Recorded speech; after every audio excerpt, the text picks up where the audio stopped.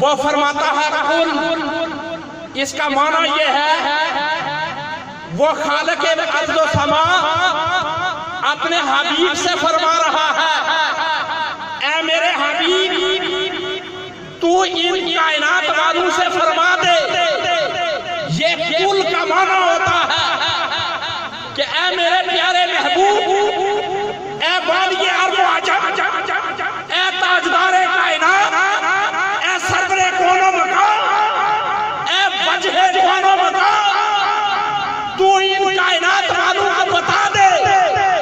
مولا کیا بتا دے؟ اسی آیت کو آگے بڑھئے، وہ اللہ فرماتا ہے انہیں یہ بتا دے، انہیں یہ اعلان کر دے کہ اِنَّ صَلَاتِي، بے شک میری نماز، وَنُسُكِي، اور میرا حج اور میری قربانی، وَمَحْيَايَ، اور میری زندگی، اور یعنی اِنَّ صَلَاتِي وَنُسُكِي وَمَحْيَايَ، اس کے بعد فرمایا وَمَمَاتِي، اور میری موت للہ رب العالمین، اس اللہ تعالیٰ کے لیے ہے جو سارے جہانوں کا رب ہے، جو سارے جہانوں کا رب ہے، لا شریک لہ، اس خالق ارض و سما اللہ کا کوئی شریک نہیں ہے۔ وَبِذَلِكَ أُمِرْتُ، اور پیارے انہیں بتا دو کہ مجھے اسی طرح میرے رب نے حکم دیا ہے۔ اور آیت کے آخری سے جس کے ضمن میں چند باتیں کرنا چاہتا ہوں، پوری آیت کو نہیں لے رہا کیونکہ وقت خاصا ہو چکا ہے، اسی آیت کا جو آخری حصہ ہے اللہ نے فرمایا پیارے انہیں بتا دو وَأَنَا أَوَّلُ الْمُسْلِمِينَ، کہ میں سب سے پہلا مسلمان ہوں، میں سب سے پہلا مسلمان ہوں، یعنی معنی یہ اللہ اپنے حبیب سے فرما رہا ہے حبیب تو ان کو بتا دے کہ میں اس ساری کائنات اللہ تعالیٰ کی جتنی بھی مخلوقات ہے ان میں سب سے پہلا مسلمان میں ہوں، ان میں سب سے پہلا مسلمان میں ہوں، یعنی سب سے پہلا سارے نیاز کو خم کرنے والا، اللہ کی بارگاہ کے اندر سجدہ ریزی کرنے والا، خالق ارض و سما کے سامنے اپنے سر کو جھکانے والا، پیارے انہیں بتا دے کہ میں ہوں۔ کیا پیارے انہیں بتا دے کہ میں ہوں، یعنی انا اول المسلمین، میں ہوں۔ اب سوچنے والی بات یہ ہے، یہ بات سمجھ آگئی، بولا یہ بات سمجھ آگئی کہ کائنات میں سب سے پہلے سر جھکانے والی، عبادت کرنے والی، سارے نیاز کو خم کرنے والی، سجدہ ریزی کرنے والی، تیری عبادت کرنے والی حضور کی ذات ہے۔ سمجھ گئے مولا کون کون سی ذات ہے جو تیرے سامنے سجدہ ریزی کرتی ہے؟ اس کے لیے سورہ آل عمران آیت نمبر 83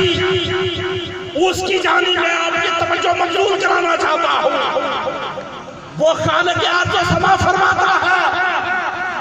وَلَهُ أَسْلَمَ مَنْ فِي السَّمَاوَاتِ وَالْأَرْضِ، اللہ فرما رہا ہے کہ جو کچھ آسمانوں میں ہے، جو کچھ زمین میں ہے، کل کائنات کے اندر ہر چیز اپنا سر نیاز اللہ کے سامنے جھکانے والی ہے، اللہ کے سامنے جھکانے والی ہے۔ اور کس طرح توحا مرضی سے کرے یا لاچاری سے کرے، وہی نہیں ہے یرجعون، اور سب چیزوں نے اسی اللہ کی طرف لوٹ کے جانا ہے۔ اب پیارے صاحبوں تھوڑی سی توجہ میں آپ کو چاہتا ہوں، دیکھیے اسی سورہ آل عمران کی آیت نمبر 83 سے یہ بات معلوم ہوئی کہ جب اس اللہ نے اس مائی زمین کو پیدا کیا ہوگا تو اس آیت کی روشنی میں سب سے پہلے اس مائی زمین میں اللہ کو سجدہ کیا ہوگا۔ اسی آیت کی روشنی میں یہ بات بھی ہمیں پتہ چلی کہ اس خالق ارض و سما نے جب اس نیل کو آسمان کو پیدا کیا ہوگا تو سب سے پہلے اس نے اللہ ہی کو سجدہ کیا ہوگا۔ اسی آیت کی روشنی میں پتہ چلا کہ اس خالق ارض و سما نے جب عرش الہی کو پیدا کیا ہوگا